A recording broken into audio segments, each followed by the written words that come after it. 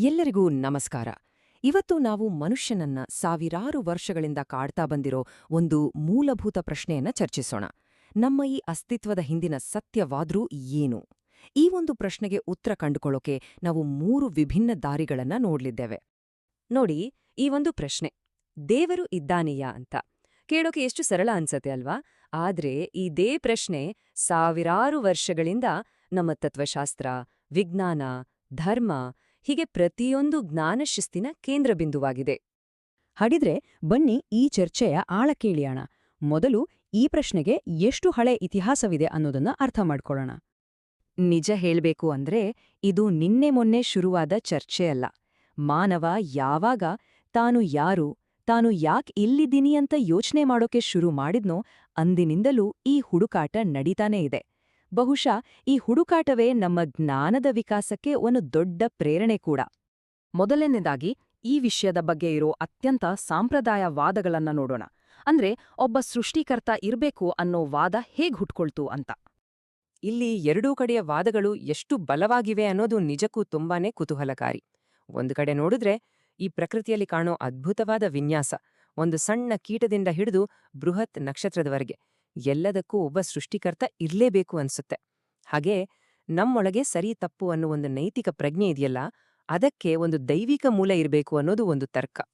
ಆದ್ರೆ ಇನ್ನೊಂದ್ ಕಡೆ ಇಷ್ಟೆಲ್ಲ ಕರುಣೆ ಇರೋ ಸರ್ವಶಕ್ತ ದೇವರು ಇದ್ದಿದ್ರೆ ಜಗತ್ತಿನಲ್ಲಿ ಇಷ್ಟೊಂದು ನೋವು, ಅನ್ಯಾಯ, ಕೆಟ್ಟತನ ಯಾಕೆ ಇರಬೇಕಿತ್ತು ಅನ್ನೋ ಪ್ರಶ್ನೆ ಸಹಜವಾಗೇ ಬರುತ್ತೆ. ಇದರ ಜೊತೆಗೆ ವಿಜ್ಞಾನ ಬೆಳೆದಂತೆ ಮೊದಲು ದೈವಿಕ ಅಂತ ನಂಬಿದ್ದೆಷ್ಟೋ ವಿಷಯಗಳಿಗೆ ಈಗ ವೈಜ್ಞಾನಿಕ ಕಾರಣಗಳು ಸಿಕ್ಕಿವೆ.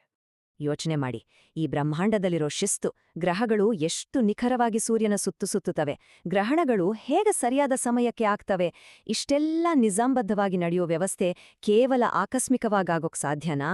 ಇದರ ಹಿಂದೆ ಖಂಡಿತ ಒಂದು ಪ್ರಜ್ಞಾಪೂರ್ವ ಶಕ್ತಿ ಇರ್ಲೇಬೇಕು ಅನ್ನೋದು ಈ ದೃಷ್ಟಿಕೋನದ ಸಾರ. ಸರಿ, ಈಗ ನಾವು ಸಂಪೂರ್ಣವಾಗಿ ಭಿನ್ನವಾದ ಅಂದ್ರೆ ದೈವಿಕ ಶಕ್ತಿಯನ್ನೇ ಪ್ರಶ್ನೆ ಮಾಡುವ ಒಂದು ದೃಷ್ಟಿಕೋನದ ಕಡೆಗೆ ಹೋಗೋಣ. ಇಲ್ಲಿ ಭೌತಿಕ ಜಗತ್ತೇ ಎಲ್ಲದಕ್ಕೂ ಮೂಲ ಅಂತ ಹೇಳಲಾಗುತ್ತೆ. ಭೌತವಾದದ ಪ್ರಕಾರ ನಾವು ಏನು ಕಣ್ಣಿಂದ ಕಾಣ್ತೀವೋ, ಮುಟ್ಟೋಕೆ ಆಗುತ್ತೋ ಅಂದ್ರೆ ಈ ವಸ್ತು, ಈ ಶಕ್ತಿ, ಇದೇ ಮೂಲಭೂತ ಸತ್ಯ. ಇನ್ನು ನಮ್ಮ ಯೋಚನೆಗಳು, ನಮ್ಮ ಪ್ರಜ್ಞೆ, ನಮ್ಮ ಭಾವನೆಗಳು ಇದೆಲ್ಲ ನಮ್ಮ ಮೆದುಳು ಅನ್ನೋ ಒಂದು ಅತ್ಯಂತ ಸಂಕೀರ್ಣ ಭೌತಿಕ ವಸ್ತುವಿನ ರಾಸಾಯನಿಕ ಕ್ರಿಯೆಗಳ ಫಲವಷ್ಟೇ. ಇಲ್ಲಿ ದೇವರು, ಆತ್ಮ, ಅಲೌಕಿಕ ಅನ್ನೋ ಶಕ್ತಿಗಳಿಗೆ ಜಾಗವೇ ಇಲ್ಲ. ಇದೇ ಭೌತವಾದದ ತತ್ವವನ್ನ ಕಾರ್ಲ್ ಮಾರ್ಕ್ಸ್ ಸಮಾಜ ಮತ್ತು ಇತಿಹಾಸಕ್ಕೆ ಅನ್ವಯಿಸ್ತಾರೆ.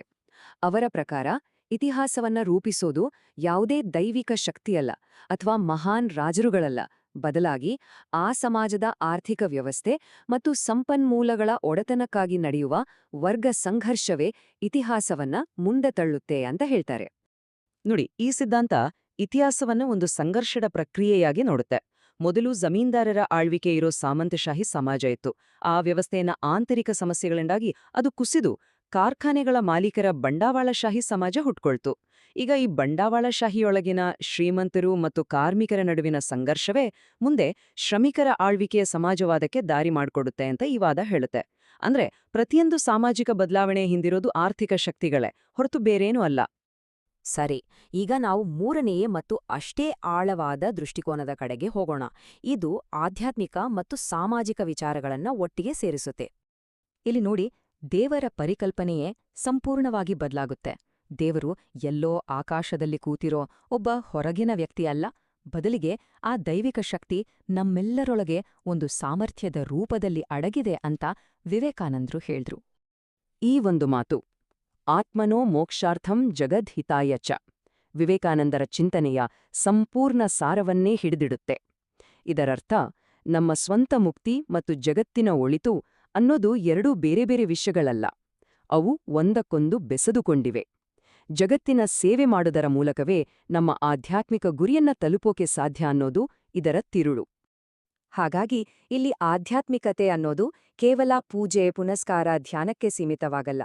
ಪ್ರತಿಯೊಬ್ಬರಲ್ಲೂ ದೇವ್ರನ್ನ ಕಾಣೋದಾದ್ರ ಬಡವರಲ್ಲಿ ದೇವ್ರನ್ನ ಕಂಡು ಸೇವೆ ಮಾಡೋದೇ ನಿಜವಾದ ಪೂಜೆ ಆಗುತ್ತೆ. ಅದನ್ನೇ ಅವರು ದರಿದ್ರ ನಾರಾಯಣ ಸೇವೆ ಅಂತ ಕರೆದಿದ್ದು.